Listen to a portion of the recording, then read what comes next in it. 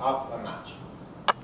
Because some people came up with this idea, what if we do this wrap from the inside of the stomach? Is there a way to do this? And there have been all sorts of attempts to solve this problem. And one was more dangerous than the other. You know, what some people tried is they injected plastic into the wall of the esophagus, trying to recreate the valve. Some people microwaved the area, trying to make the bottom part of the esophagus stiffer and recreate this valve. All sorts of things, all right, have been tried. So the moment these people that made the teeth device approached me, I said, yeah, right. I've seen that before. All right? They put something on the market, then they have a bunch of complications. You know, they inject plastic into the aorta that is right behind the esophagus. You know, that part I could never understand how could anybody come with an idea like that anyway. You know, so I said, being an open-minded physician, I'm going to see what this is all about. And both Dr. Rohan and I went for the training at the same time. You know, we attended the same course. I was blown away. It was amazing. What we managed to accomplish, and you're going to see some pictures, is from a gaping gastroesophageal junction around the scope, a very nicely closed gastroesophageal junction around the scope. It was a great experience. And you know, I need to be convinced first in order to be able to convince you.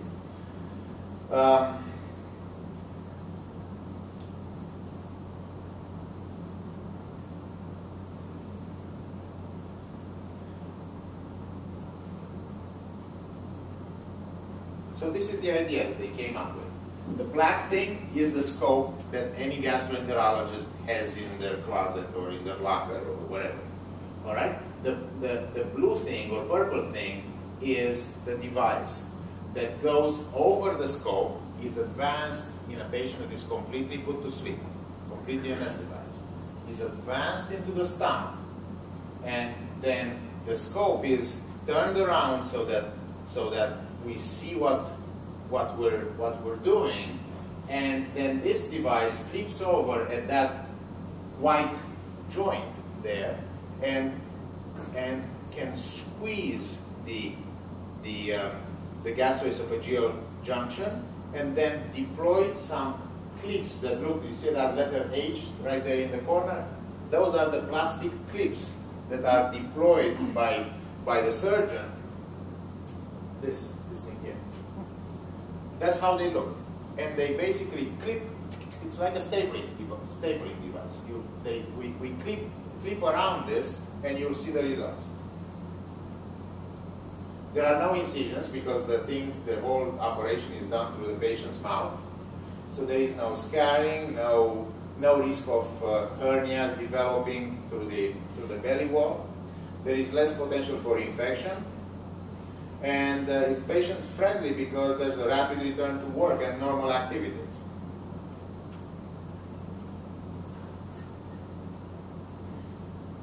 Let's see if this actually projects.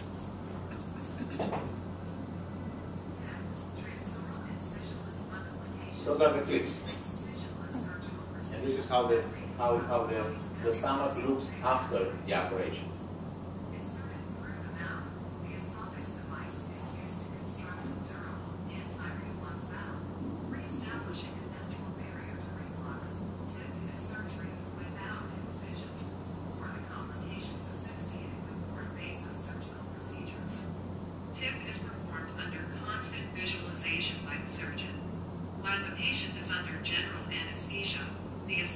Device riding over the endoscope is gently gliding down through the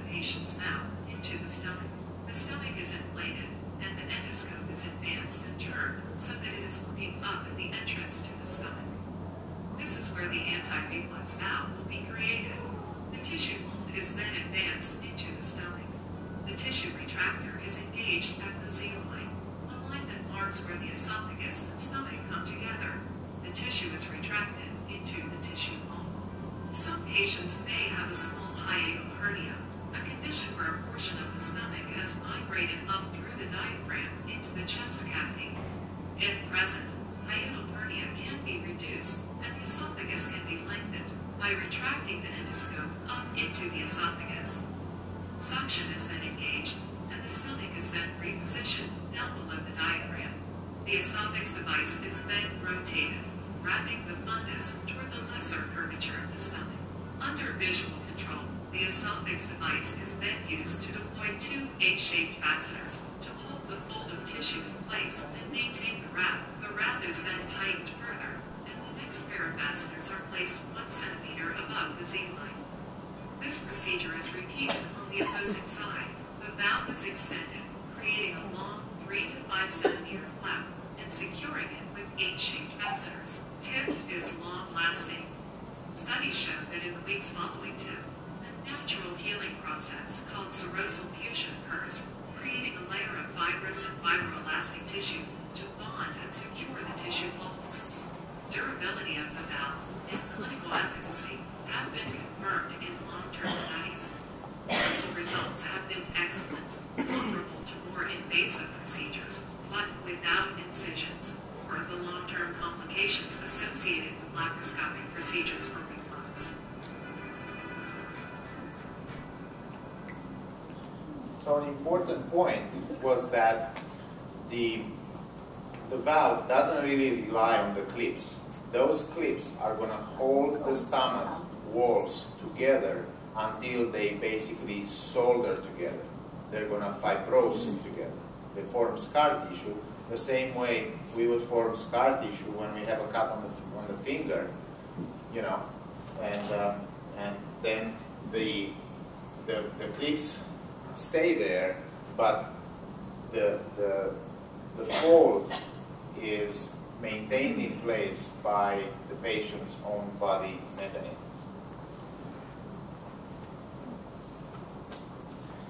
It's a 1-hour procedure. We keep the patients overnight. The post-operative discomfort is minimal and the recovery is very rapid. Of course, we're trying to make sure that the patient is not going to develop nausea or vomiting and try our repair before the patient's own body is going to stick these two walls together.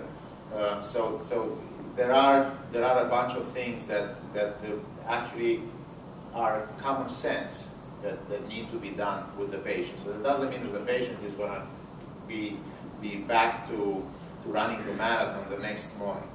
All right, but it's a remarkable way of dealing with this.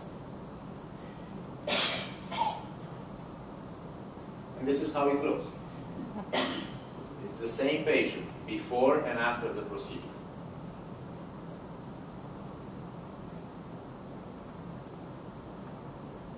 The other way of dealing with this, the fundoplication, the laparoscopic operation, looks similar after the repair.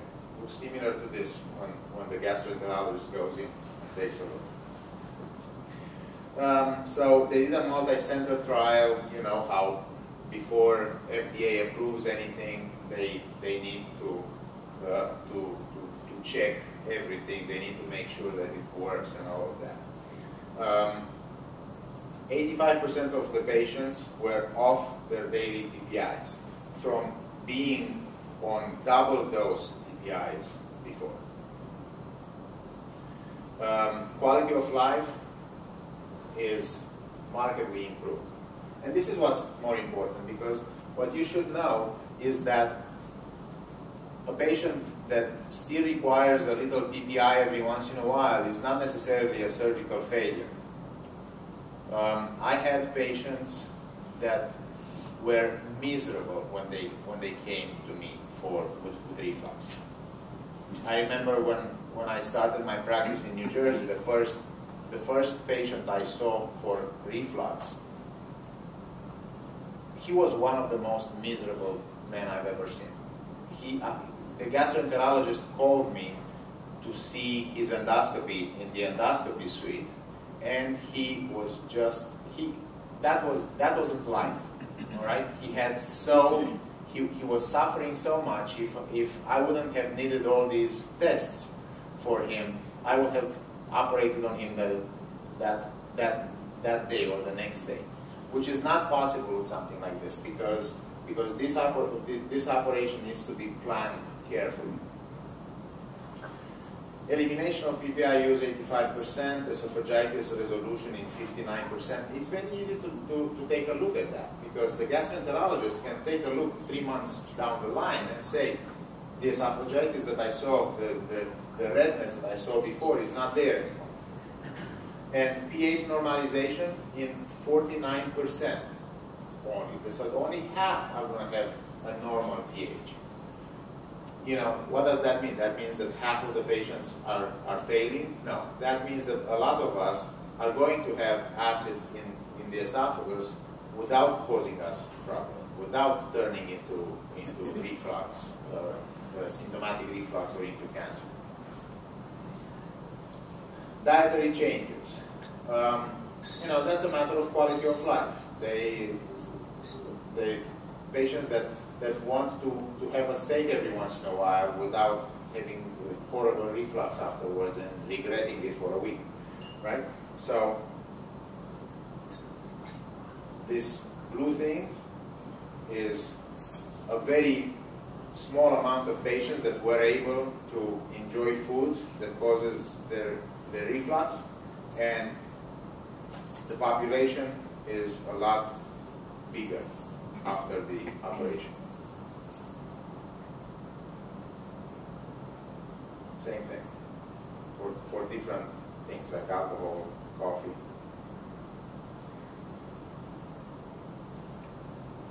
.79% of the patients were still off daily PPIs at 24 months into 2 years.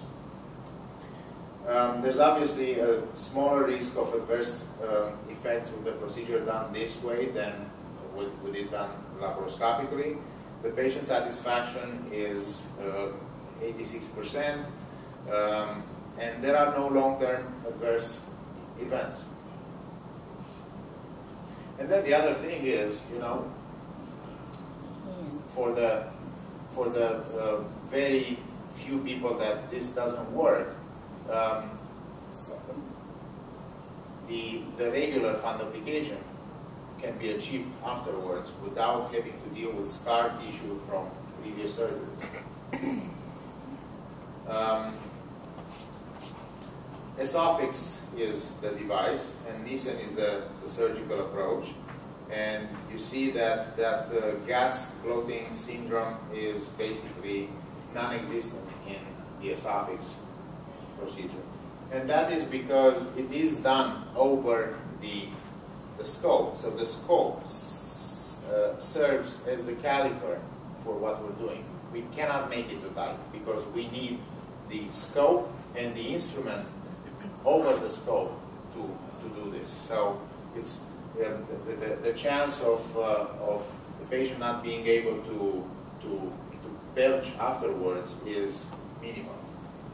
They say 0. All right, so conclusion, because this procedure was shown to be effective in treating chronic GERD, increasing quality of life and reducing the dependency on daily PPIs.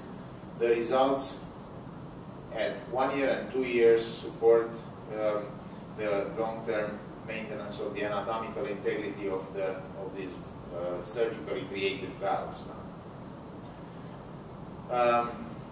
As you know, we're moving from big scar surgery to what I call band-aid surgery, to smaller cuts for the band-aid surgery, to even incisionless surgery.